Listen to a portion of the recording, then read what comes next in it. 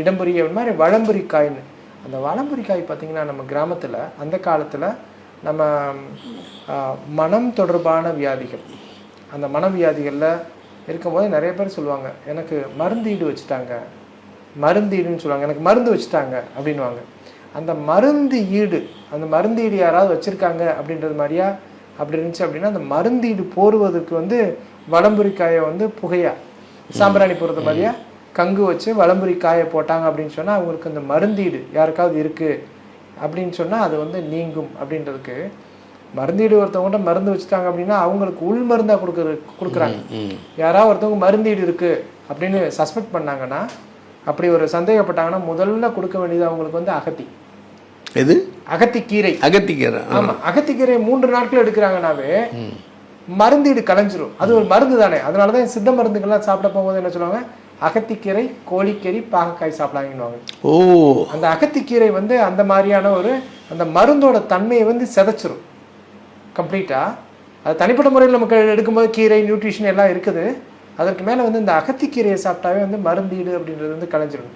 அப்போ யாருக்கா ஒருத்தர் மருந்தீடு இருக்குது அப்படின்னு சொல்கிறவங்க என்ன பண்ணுறாங்க, அந்த காலத்தில் பாருங்கள், அரண்மனை ராஜாக்கள் இருக்கலாம் இந்த ரிலேட்டடில் என்னென்னா மெயினாக வளம்புரிக்காயை வந்து ஒவ்வொரு பீரியாடிக்காக ஒவ்வொரு மூணோட சீக்வன்ஸை பொறுத்தளவு இது பண்ணியிருக்காங்க. அதே போல் நம்ம ஊரில் வந்து ஒரு புதுசாக ஒரு நம்ம ஊருக்கு போயிட்டு ஒரு 15 நாள் பூட்டி கிடக்குது. வீட்டுக்குள்ளே போன உடனே என்ன அப்படின்னா நச்சுன்னு தும்மல் வரும். அந்த தும்மல் வருது என்ன பண்ணால் நம்ம என்ன பண்ணோம், தூசினாலன்னு நினைக்கிறோம்.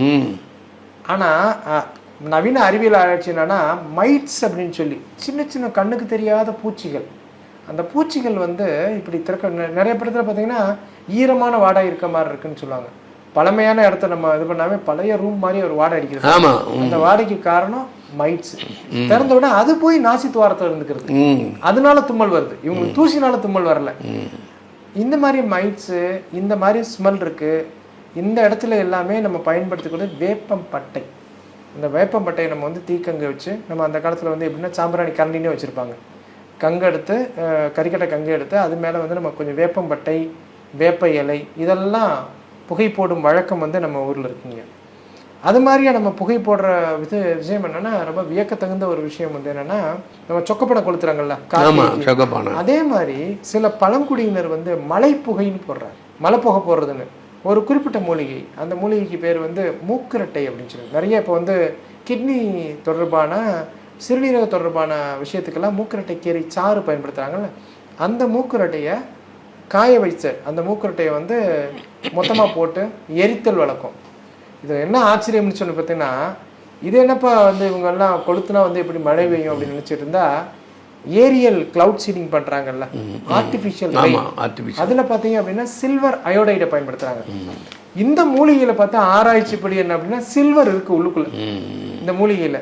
அதனால் வந்து நம்ம மக்கள் வந்து இந்த புகை மருத்துவம் அப்படின்றத நம்ம செய்கிறதுக்கு அதுக்கான ஒரு அடிப்படையான ஒரு லாஜிக்கில் இது பண்ணுறாங்க.